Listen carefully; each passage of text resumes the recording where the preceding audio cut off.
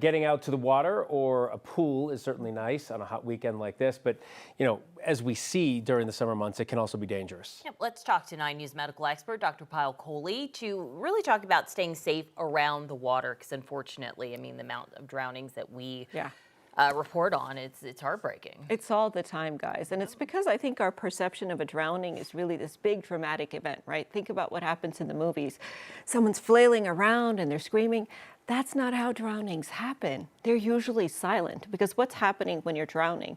Your mouth or your lungs are usually filling up with fluid. You're using all of your energy just to try to tread the water. So it can happen in less than a minute. It can happen in people who are strong swimmers. And Sam's not here today, but she used to be a lifeguard, and she's told me that she's seen that herself.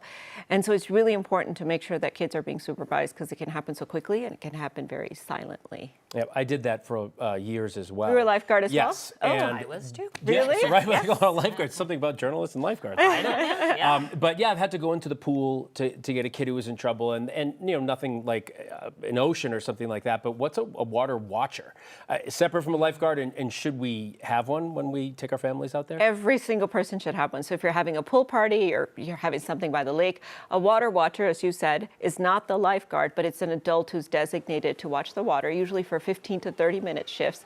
No alcohol, no texting, no talking, but their job is just to keep an eye on the kiddos and make sure that they're keeping track of everyone. Because one of the things we do is we underestimate, people's ability to drown, because even lifeguards, for example, strong swimmers, have been shown to drown. Because sometimes it can happen because of an injury. It can happen because of something called cold immersion shock. When you get into the water, even on a hot day, if it's too cold, your body constricts and it can actually create a little gasp that can impair your ability to swim. And often when our kids are in the pool, we don't think about putting life vests on them, but sometimes we should, especially if they're going into a lake. And I want to ask you, we recently had a child swim instructor on who said life jackets are far safer than floaties. And as a parent, I've got floaties in every color for my kids. But what is your recommendation?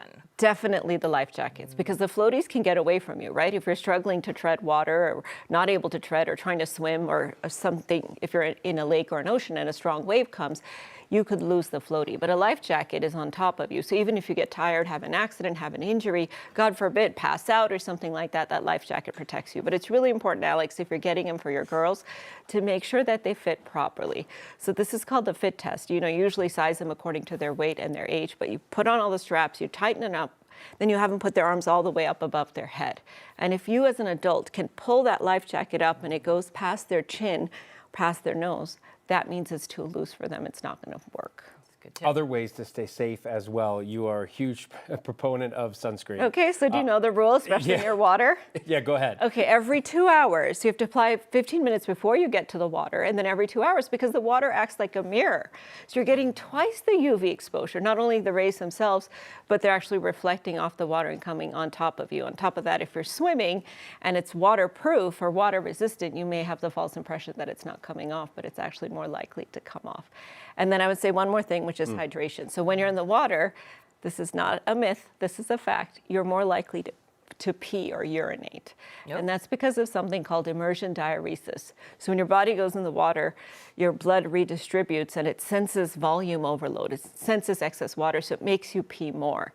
And so hydration is really important as you're playing in the pool or what have you. Because when you're cold and in the pool, you don't realize that you're getting dehydrated, especially when you have that immersion diuresis. Oh, good to know. There's science behind that Behind sensation. why Every the kids- time I get in the bathroom, I'm like, oh, I gotta go. And then the kids always pee in the pool for that Always. reason. But as adults, we know better by now. Still Get get the out feeling. and run to the bathroom. Immersion diuresis, guys. Thank you. Biology. You at always work. teach me something, Dr. Kohli. Thanks very much.